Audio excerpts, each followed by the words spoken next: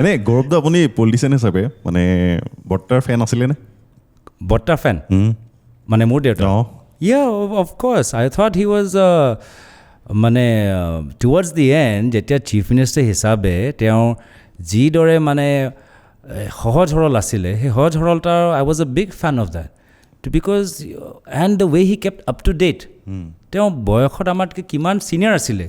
কিন্তু কি নতুন ট্ৰেণ্ড ক'ত নতুন খানা কি নতুন কাপোৰ ল'ৰা ছোৱালীবোৰ কি ইণ্টাৰেষ্ট লৈছে ফেশ্বনত ইণ্টাৰেষ্ট লৈছে নে এৰ'স্পেচ ইঞ্জিনিয়াৰিঙত লৈছে নে IITত লৈছে the way he was always up to date আজি মানে ইউ ডোণ্ট চি দেট আমি সকলোৱে আমি এটা মাইণ্ডছেটত থাকি যাওঁ এটা জেনেৰেশ্যনেল মাইণ্ডছেটত থাকি যাওঁ but he kept evolving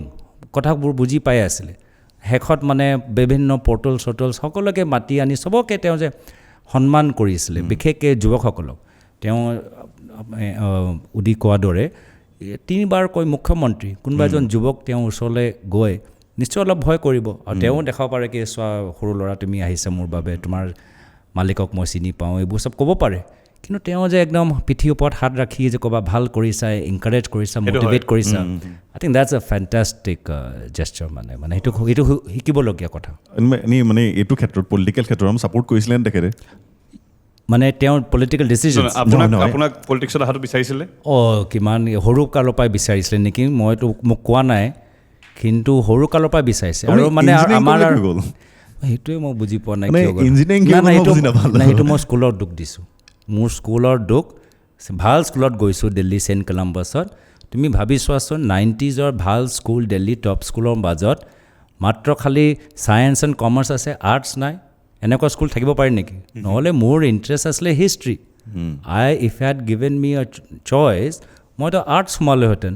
and then মই ভাবোঁ আৰ্টছ হয় আজি যদি ভাবোঁ আৰু কাল্পনিক আৰু আৰ্টছ পঢ়ি লয়াৰ হ'লোহেঁতেন ল পঢ়িলোহেঁতেন তাৰপিছত আজিৰ তাৰিখত যে ল আমি বনাই আছোঁ অলপ জানিলোহেঁতেন কিন্তু সেই সময়ত ছায়েন্স এণ্ড কমাৰ্চ আৰু কমাৰ্চো সেই সময়ত এটা নেগেটিভ টেগ কমাৰ্চ কোনে পঢ়ে ব্যৱসায়ী ল'ৰা ছোৱালীয়ে কমাৰ্চ পঢ়ে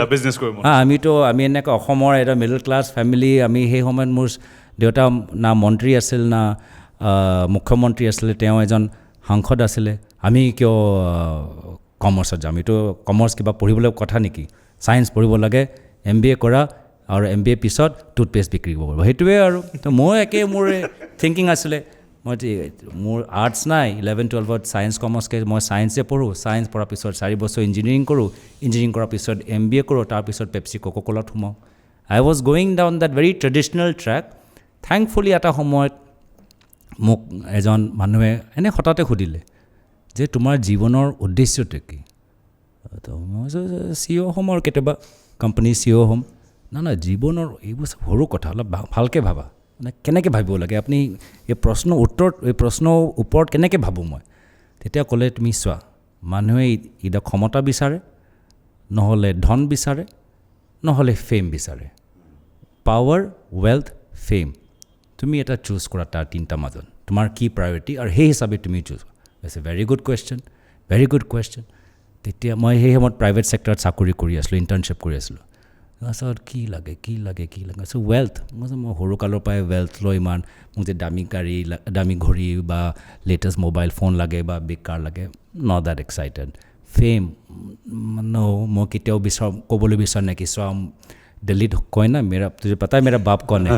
মই কেতিয়াও সেই সেই লাইনটো মই কোৱাই নাই এক্সেপ্ট এবাৰ ট্ৰাফিক পুলিচে মোক ধৰিলে তেতিয়া ক'বলৈ হ'ল আৰু কি চোৱাচোন মোৰ এজন MP ল'ৰা মই The only thing that interested me was ক্ষমতা, power. Then I said, okay, fine, power is most exciting to me between these 3, but মই power লৈ কি কৰিম মোক নিজকে power লৈ মই নিজকে আৰু ধনী কৰিবলৈ বিচৰা নাই, power লৈ নিজকে আৰু ক্ষমতাশালী কৰিবলৈ বিচৰা নাই, so মই power লৈ কি কৰিম তেতিয়া মোক আহিলে মানে power to make a difference in society. And that questioning led me to later on সেই প্ৰশ্নটো বাৰম্বাৰ মই নিজকে সুধি গ'লোঁ যেতিয়া মোৰ জীৱনত কিবা এটা মই আই ৱাজ এট আ ক্ৰছ ৰোডছ কি ক'ত গ'লে ভাল তেতিয়া মই নিজৰ বেছিক কুৱেশ্যন লৈ সোধোঁ যে মোক কি এট্ৰেক্ট কৰে পাৱাৰ আহিছোঁ power to make a difference and that makes me happy in the end I have to be happy Absolutely, no matter what you do. Yeah, exactly. I'm not saying it's the right answer or the wrong answer. You can choose fame, wealth, power, whatever, or choose something else. In the end, you have to be happy because in the end, you have to answer yourself. তুমি কাকো আৰু প্ৰশ্ন উত্তৰ দিব নালাগে নিজকে তুমি মানে নিজৰ আত্মাৰ লগত তুমি ট্ৰান্সপেৰেণ্ট হ'ব লাগিব সো সেইটো প্ৰশ্ন বাৰম্বাৰ সুধি সেই মোক আনচাৰটো ৰিফাইন হয় এণ্ড সেই আনচাৰটোৱে সেই প্ৰশ্নটোৱে মোক লাহে শেষত গৈ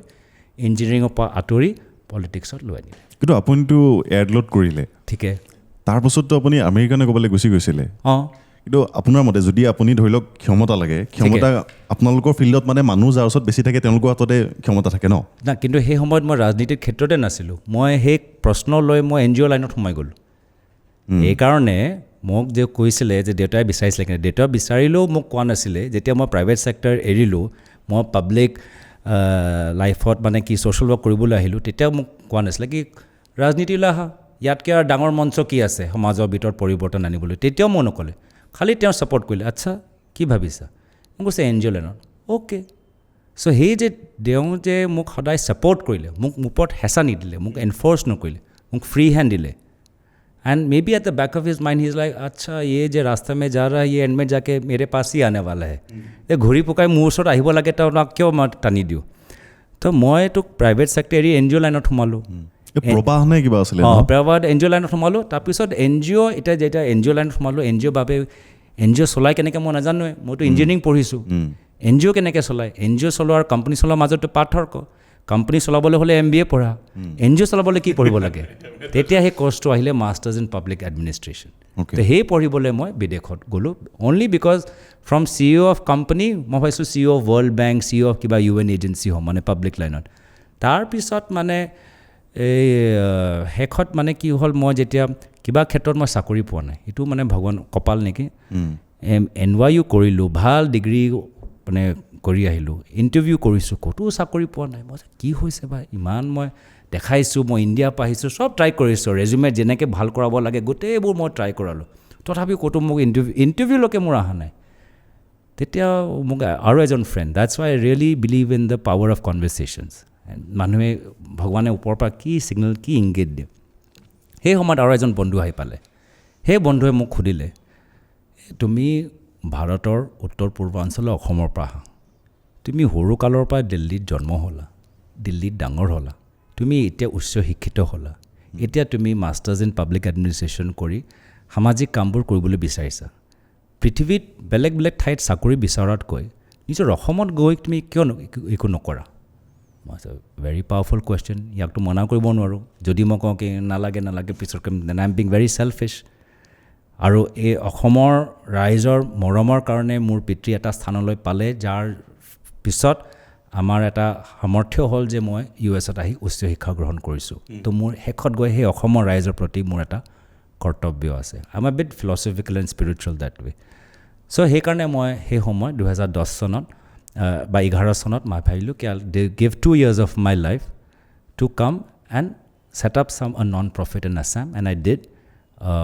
আই ছেট আপ এ অৰ্গেনাইজেশ্যন যি মানে সৰু কালত মানে ল'ৰা ছোৱালী চৰকাৰী স্কুলত কৃষিৰ জৰিয়তে মেথছ ফিজিক্স অৰ্গেনিক এগ্ৰিকালচাৰ এণ্টাৰপ্ৰেনাৰশ্বিপ শিকায় আৰু সেই অনুষ্ঠানটো প্ৰায় হাউ মেনি ষ্টুডেণ্টছক এতিয়ালৈকে ট্ৰেইনিং দি হৈছে